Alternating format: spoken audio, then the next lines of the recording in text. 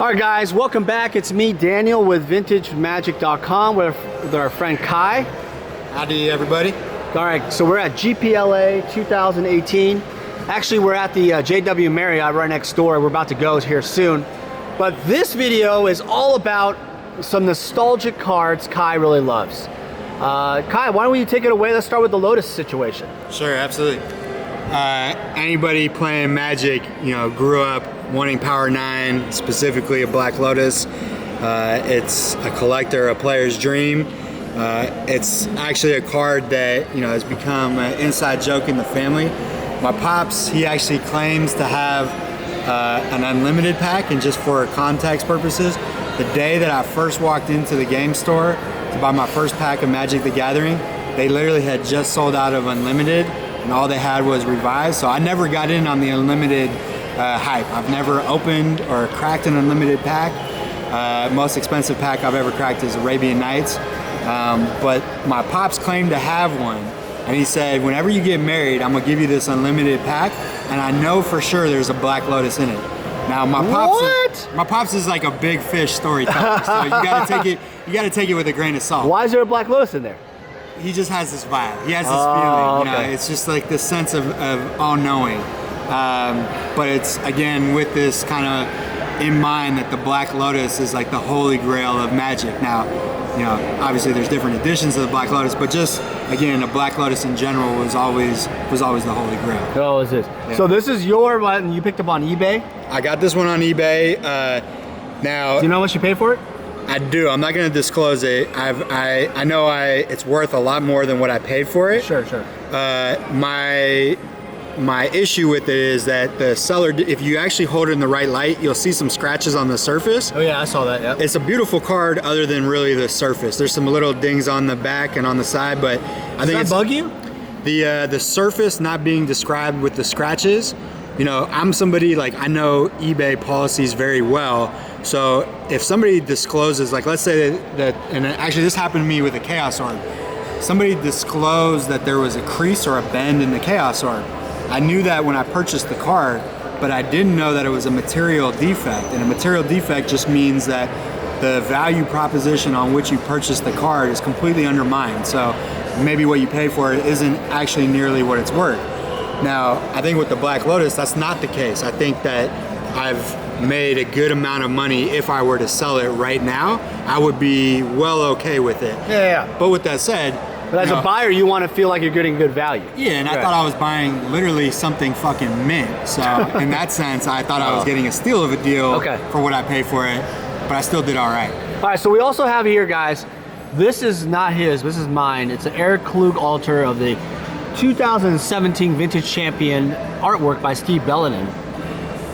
Eric Klug, for those of you guys who know, is the famous altarist, probably the best altarist, in my opinion, in the world. Better than, no offense to the Magic artists, but he's better than all the Magic artists. He just does a better job. This is also right next door, is his Mox Pearl. This is originally Raul Vitale's Eternal Weekend Vintage Championship prize. I forgot what year it was. Probably 2014, 2015, but anyway, this was an unlimited Mox Pearl. That's right. These are Sharpied black borders. I'm not sure if it's painted or Sharpied, but this was purchased from a vendor, so this is your card. This is my card. I traded an unlimited Mox Pearl for this Eric Klug altered Mox Pearl. So why would you do that? I mean, seriously, you have all these unaltered stuff. Yeah. Power 9. Right. And then you have the fake. Oh, by the way, guys, we have a video of this fake. We've determined it's fake. It's not even a rebacked Beta Mox Jet video. That's this. So that's by itself because he's on timeout right now mode. But back to the question: why did you get that Mox Pearl? Yeah. Why'd you trade it? And by the way, shout out to my boy Mark Poole and his agent Jeff, because I got a lot of love from Mark Poole. I think he's a great artist too. So honestly, I'm walking by, and you have to remember, I haven't been to one of these like Magic GPs or big expos since I was in middle school. So walking in, I'm like a kid in a candy shop, and to see people's Power 9 collections and all their high-end cards, and all of a sudden I see this Mox Pearl. The first thing I'm thinking of man, as a collector, did I miss something? Is there a card out there from a certain set or version, a certain promo card that I wasn't up on game about, I didn't know of? And as I got to talking with the vendor, we had a great conversation, learning about his history, relationship with Magic, and I start to learn about the artist, just in the way that you're talking about, knowing this particular Magic artist. And so it was not just the fact that the card caught my attention as I'm walking by and it looked really cool, but it was also the whole experience of learning about this artist, learning about this particular vendor's relationship with the artist and how he has all these crazy altered cards at home, and how, they had this friendship, but that, again, you don't get these kind of things unless you leverage certain relationships, unless you kind of go down these different rabbit holes. And it's just about having fun with a card that's a little bit more unique than another Mox Pearl that I could go get at any time if I had the money for it. So what's the plan here as a collector? Are you going to get all of them altered? So I don't personally have a relationship with Mr. Clue. Maybe. But do you want these altered, or do you not want them altered? So if I'm dealing in a perfect world, I have a play set, or not play set, excuse me. I have a edition. Like I have a Alpha, Beta, Unlimited. Then I also have an altered set, and I also have a play set. Now that's ideal world. I'm nowhere close to that. Guys, this is an example of someone who's fucking addicted in Magic the Gathering. You know what he just said? He wants Alpha, Beta, Unlimited, and Altered? Oh my god, you guys. Oh my god, you guys have problems. You need help. By the way, guys, we just did a video with this guy on Finance Fridays also. He has some student loan debt. He has some other stuff going on, but he doesn't care. He just doesn't care. Okay, so ideal world, you want all four. Yeah. You want the four-fecta. Yeah.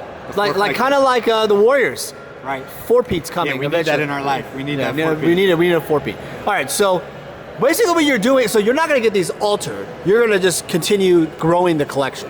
Yeah, I'm going to look for alternative ways to build relationships, and when it works out for both sides, to offer some kind of quid pro quo arrangement where they get something, I get something that we both enjoy, and hopefully it's not all a parade of horribles. Hopefully this isn't just like my life on wax and airing out all my dirty laundry, because hopefully I've made some good decisions along the way too. But definitely, hey. All right, so let me ask you a good question. As an eBay buyer, do you enjoy going to Grand Prix, or and buying from people in person, or do you like eBay better? Honestly. Great question. The advantages and disadvantages. Right. The advantage of eBay, especially when you buy through something like PayPal Credit, I am very familiar with their policies. It's like, again, if I go and buy something at Nordstrom's, I have peace of mind buying at Nordstrom's, because I know that for any reason, if I want to return it, I can. Nordstrom's wants to ensure my long-term success as a customer.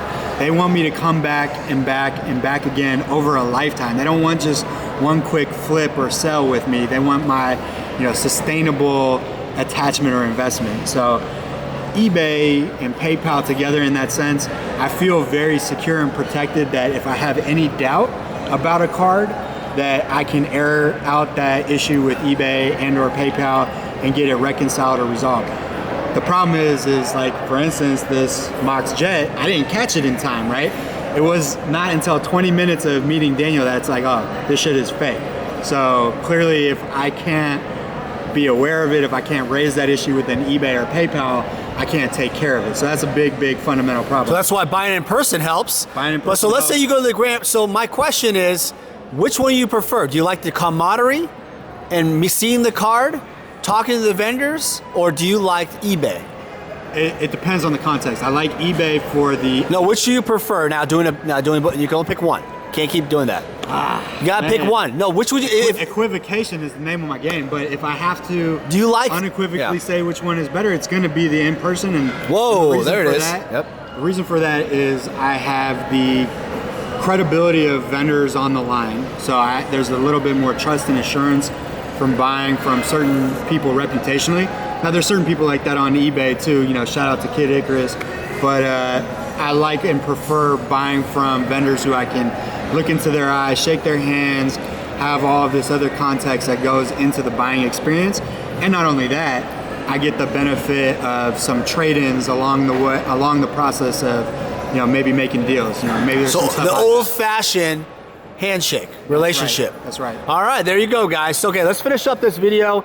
Talk about the Manadrain and Jazam. Why are these important to you? So honestly, when I first got into Magic, again, I started when Revised was just coming out, and I was able to get my hands on some older Arabian Nights and Legends cards at the time, specifically these two. And the reason for that being that I thought this was just this, you know, the Juzam Jin exemplified Magic. Like, here's a card that is really cool that you can bring out a 5/5 creature with only 4 mana, so it has some utilitarian purpose. But the artwork on it, man, this was just everything mysterious and you know, just kind of insinuating all of these mythical, mysterious, you know, demonistic qualities. And that's what Magic was. It was tapping in these like archetypal powers for me that suddenly I got lost in my sense of self, and I got caught up in the imagination of... Are you a philosophical guy? You know, Proverbs, you know, wise words spoken more like Proverbs, you know, is what I've always been told. But, you know, I like to think, you know, I like to explore curiosities.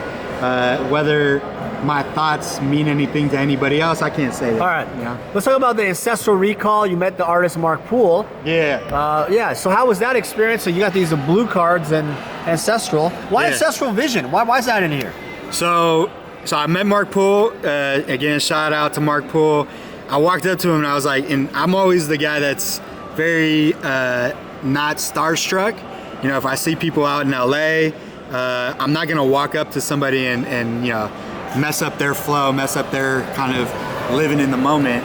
But with Mark, I was, you know, he's sitting there and he's doing some altered cards, so he's not being bothered by anybody. And I just go up there and I had to tell him, hey man, I grew up on your artwork, and your artwork has always, you know, again, represented what Magic is, this idea of getting, you know, carried off into fantasy realms. And I thought you always, you know, had this knack for capturing this kind of, you know, fantasy quality, but also very, you know, there's something very realistic about it. And so here you have this Ancestral Vision that takes and incorporates some qualities of the Ancestral Recall, but also just kind of, you know, modernized it a little bit, made it almost a little bit darker too by showing like the decay and the decrepitness of it. It was just beautiful. And so I actually bought one of the reproductions of the Ancestral Vision from Mark, along with, you know, was it this card. a print or what? Just a print. Oh, yeah. that's cool. Not original artwork,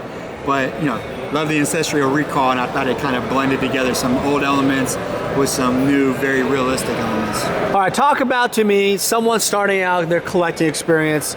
You've obviously started out with a lot of cards in the beginning, but let's say they're starting out now. Years down the road, I'm gonna be dead, you're gonna be dead. Someone watching this video who wants to start, what do they do? You know, they're gonna get intimidated by the prices. Right. These are old cards. How do you get started? I think there's a couple of things that you can do. You know, number one, you know, get exposed to people that live and breathe and think about this stuff all the time. You know, honestly, I reached out to Daniel not because you know, I had any previous correspondence with him. I had not met him in person at an event or anything like that. I just reached out because how he had talked honestly resonated with me, you know, based on some of his online postings. And I said, hey Daniel, honestly, I'm looking for some reality testing, for some mentorship and guidance. I just want to talk to you about this. And sure, there may be a barrier to entry in terms of, you know, you got to pay people for their wisdom and their time. But that's a smaller barrier to entry than outright buying. Basically, guys,